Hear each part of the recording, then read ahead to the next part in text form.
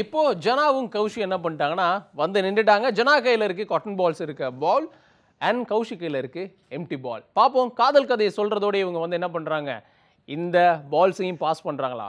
கவனம் காதல்ல இருக்கா இல்ல பால்ஸ்ல இருக்கான்னு பார்ப்போம். ஆனா அதிகமா யார் பால்ஸ் எதிர்க்காங்களோ அவங்களுக்கு தான் நாங்கள் என்ன பண்ணுவோம், gift தர போறோம். ஓகே, இப்போ நம்ம ஸ்டார்ட் பண்ணலாம். 3 2 1 ஸ்டார்ட். வழக்கமாக வந்து டிஜே பார்ட்டிஸுக்கு வந்து எல்லா ஆர்டிஸ்ட் எல்லோரும் அப்படியே போவோம். அந்த டைமில் வந்து ஒரு டிஜே பார்ட்டியில் இவங்களை வந்து இன்ட்ரோ கொடுக்குறாங்க ஆர்டிஸ்ட்ன்னு சொல்லி. அப்போ நாங்கள் பெருசாக கணக்கெடுக்கல, யாரோ ஒரு புள்ள போகுது தானே நமக்கு என்ன தீடா, இதெல்லாம் யாரா பார்க்குறேன்ட்டு அப்படியே பேசாமல் விட்டோம். நம்ம யார் வம்புக்கும் போகிறதில்ல, யார் தும்புக்கும் போகிறதில்ல. இதெல்லாம் யாரா பார்க்குறேன்ட்டு அப்படியே பேசாமல் விட்டோம்.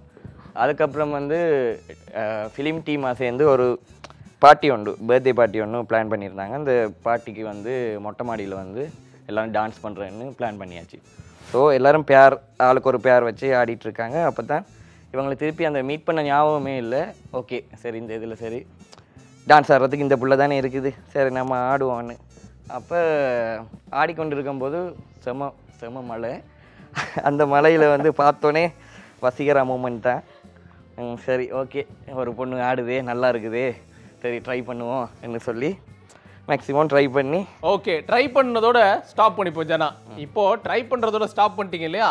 இப்போ என்ன பண்ண போறீங்க கௌஷி? பால்ஸ் ரெண்டையும் சேஞ்ச் பண்ணிக்கிங்க பார்ப்போம். இல்ல நீங்க பால்ஸ் அப்படியே வச்சுக்கோங்க. ஓகே, என்னன்னா ஸ்டோரி சேஞ்ச் பண்ண போறோம். இப்போ நீங்க என்ன பண்ண போறீங்க, உங்களை பார்த்ததுன்னு அவர் சொன்னார்ல, அப்போ இவரை பார்க்கும்போது உங்களுக்கு எப்படி இருந்துச்சுன்னு சொல்லி அடுத்த 30 செகண்ட் நீங்க சொல்ல போறீங்க. Okay start. அவரை பார்த்தப்ப எனக்கு அந்த மாதிரி எந்த ஒரு ஃபீலுமே வரல. நான் அப்படி யோசிக்கவே இல்லை. நீ யாருன்னு எனக்கு தெரியும், நான் யாருன்னு உனக்கு தெரியும். நம்மளோட ஐடியால ஒரு சிலர் இப்படி இருப்பாங்க, இப்படி வேணும்னு நாங்கள் யோசிப்போம்ல, அந்த எந்த க்ரைட்டீரியாவுமே அவருக்கு இருக்கல. ஸோ லவ்வுக்கு முக்கியமான விஷயமே வந்து நெகட்டிவான விஷயங்கள் தான் வந்து நமக்கு பாசிட்டிவாக விளங்கும். ஸோ அந்த மாதிரி ஒரு விஷயம்னா நான் அவர் என் ஐடியாவிலே இல்லாத ஒரு பர்சன் வந்து எப்படி என் லைஃப்பில் அப்புறம் வந்தாருன்னு சொன்னால், அப்போ டான்ஸ் பண்ணிகிட்டு இருக்கும்போது அவருக்கு ஏதோ என் மேலே ஒரு லவ் ஃபீல் ஆயிடுச்சு.